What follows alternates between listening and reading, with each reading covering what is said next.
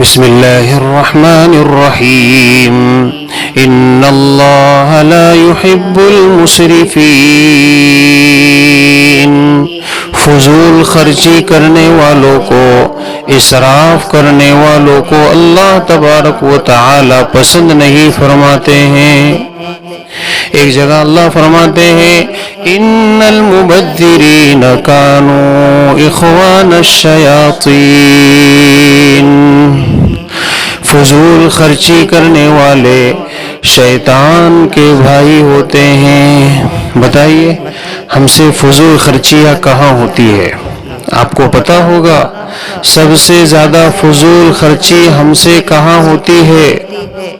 چلو کھانے پینے میں سمجھ میں آ جاتا، اولاد پر بھی ٹھیک ہے، بیوی بچوں پر بھی ٹھیک ہے، لیکن اپنوں کے لیے نہیں۔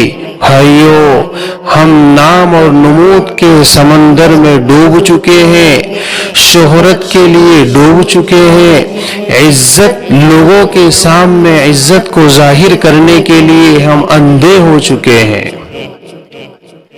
کتنے لوگ ہیں جو شادی بیاہ میں خرچ کرنے کے لیے، صرف شہرت کے لیے کہ میرے محلے میں میری شادی کی طرح کسی کی شادی نہ ہو، میرے بارات کی طرح کسی کی بارات نہ ہو، میرے کھانوں کی طرح کسی کا کھانا نہ ہو، کیا اسی کے لیے اللہ نے تم کو دولت دی ہے؟ شادی بیاہ میں رسومات میں سب سے زیادہ پیسہ خرچ ہوتا ہے، لیکن یاد رکھنا اللہ کے پاس جواب دینا پڑے گا۔ ہاں، جہاں خرچہ کرنا ہے وہاں نہیں۔ اللہ کہتے ہیں وَآتُوا النِّسَاءَ صَدُقَاتِهِنَّ نِحْلَةً، اپنی بیویوں کا مہر خوش دلی سے دے دو۔ مہر کے لیے کوئی پلاننگ نہیں، مہر کو طے کرنے کے لیے کوئی مشورہ نہیں، منگنی کے لیے دسیوں ہزار خرچ ہو رہے ہیں، دستیوں کے لیے دسیوں ہزار خرچ ہو رہے ہیں، تاریخ طے کرنے کے لیے دسیوں ہزار خرچ ہو رہے ہیں، رسومات کو ادا کرنے کے لیے دسیوں ہزار خرچ ہو رہے ہیں، اور مہر کتنا؟ 1200 5000 روپیہ۔ مہر کی طرف دھیان نہیں ہے۔ یہ غیر ضروری چیزوں میں فضول خرچ کرنا عظیم گناہ ہے، اور افسوس کا مقام یہ ہے کہ ہم دیکھ رہے ہیں یہ فضول خرچی اور یہ رسومات کی نحوست نے آج ہمارے بیٹوں اور بیٹیوں کی زندگیوں کو اجاڑ دیا ہے۔ کئی واقعات ملیں گے آپ کو کہ باپ نے بیٹی کے ہاتھ پیلے کرنے کے لیے قرضے اٹھائے، سود پر رقم لیا، زمین بیچ دیا، اپنے زیورات گھر والی کے زیورات کو رہن رکھ دیا اور خوب خرچہ کیا۔ اللہ کو بھول کر کیا نا، دوسرے ہی دن اس کی بیٹی گھر آ کر بیٹھ گئی۔ ارے صرف دستیوں کے نہ اڑانے پر رشتے توڑ دیے گئے، سلام نہ کرنے پر رشتے توڑ دیے گئے، دولہے کی منگنی پوری نہ کرنے پر رشتے توڑ دیے گئے۔ کیا تم کو کسی کی آہ نہیں لگیں گی؟ اندھے ہو گئے ہم شہرت کے لیے، نام و نمود کے لیے اندھے ہو گئے ہیں۔ ہوش کے ناخن لیجئے۔ آپ کہہ رہے ہوں گے کہ یہ شادی کا موقع نہیں ہے اور یہ بارش کا موسم چل رہا ہے، اور یہ جناب نکاح کا ٹاپک کہاں سے لے کر آ گئے؟ ہاں بھائی، یہ ہم نہیں لائے، اللہ نے دل میں بات ڈالی ہے، اس لیے کہہ دے رہا ہوں۔ ویسے بھی ہم دین اور نیک کاموں کے کرنے میں کہاں ہم وقت سے پہلے تیار ہوتے ہیں؟ بتائیے آپ کے تجربے کی بات ہوں گی نا۔ قبرستان میں اگر کوئی کام کرنا ہے تو کب یاد آتا ہے؟ جب کسی کا جنازہ وہاں جائے گا اور کسی کو دفن کرنا ہوگا، تب وہاں مشورے ہوتے ہیں کہ نہیں نہیں فلاں فلاں کام کرنا ہے قبرستان میں۔ مسجد کا کام ادھورا پورا کرنا ہے، کب یاد آتا ہے؟ ہفتہ بھر یاد آتا ہے آپ کو؟ نہیں، جمعہ کے لیے جب مسجد میں جائیں گے تب یاد آتا ہے۔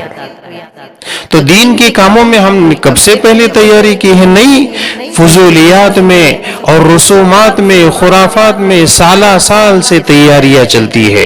ایک قابل افسوس واقعہ یاد آ گیا، میں آپ کو سنا دیتا ہوں۔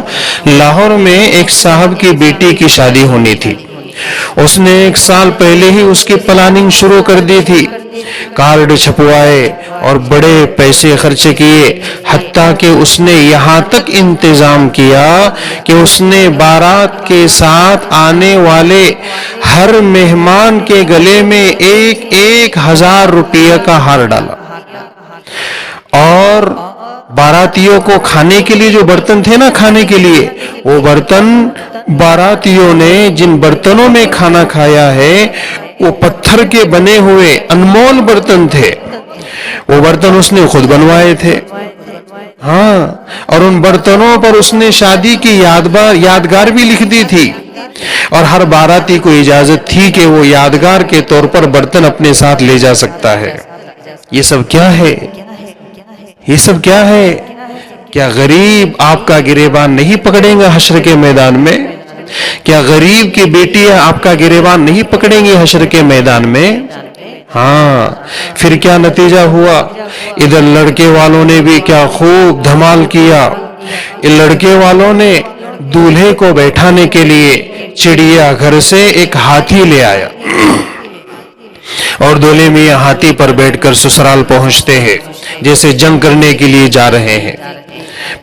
پیسہ پانی کی طرح بہا دیا، اور جب نکاح ہو گیا اور رخصتی ہو گئی اور مرد اپنے اپنے گھر واپس آ گئے، تو عورتوں نے لڑکی کے والد سے سوال کیا، پوچھا کہ آپ نے اتنا اربوں کھربوں روپیہ پیسہ لٹایا ہے، خرچ کیا ہے دولہے والوں کے لیے، اچھا ذرا بتائیے تو دولہے صاحب نے مہر کتنا باندھا ہے؟ عورتوں نے سوال کیا۔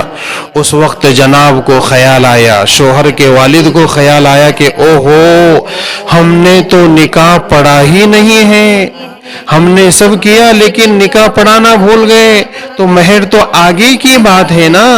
جب تب ایسا یہ معلوم ہوا تو انہوں نے باراتیوں کی طرف پیغام بھجوایا کہ بارات کو یہی راستے میں ہی روک لیا جائے، تاکہ لڑکی کا نکاح کرنے کے بعد اس نئے گھر میں اس کا داخلہ ہو سکے۔ اندازہ کیجئے آپ، اتنے پیسے خرچ کیے، اتنے عرصے سے پلاننگ کی، ہر چیز کا تو خیال رکھا، لیکن اللہ کے حکم کا خیال نہ رکھا، تو دین سے دوری کا نتیجہ یہی ہوتا ہے۔ اس لیے میں بالخصوص ماں باپ تک یہ پیغام پہنچانا چاہتا ہوں، اپنی نسل کی صحیح تربیت کیجئے۔ آپ کا بیٹا ہو یا بیٹی ہو، نکاح سے پہلے ان کو دینداری سکھائیے، ان کو سنت و شریعت کے مطابق جینا سکھائیے، ان کی صحیح تربیت کیجئے۔ انشاءاللہ اس کی برکت سے آنے والی نسل بھی دیندار ہوں گی، اور آپ کا بیٹا ہو یا بیٹی خوشحالی کے ساتھ زندگی گزاریں گے۔ اللہ تبارک و تعالی مجھے، آپ کو اور پوری امت کو سمجھ کر عمل کرنے کی توفیق عطا فرمائے۔ وآخر دعوانا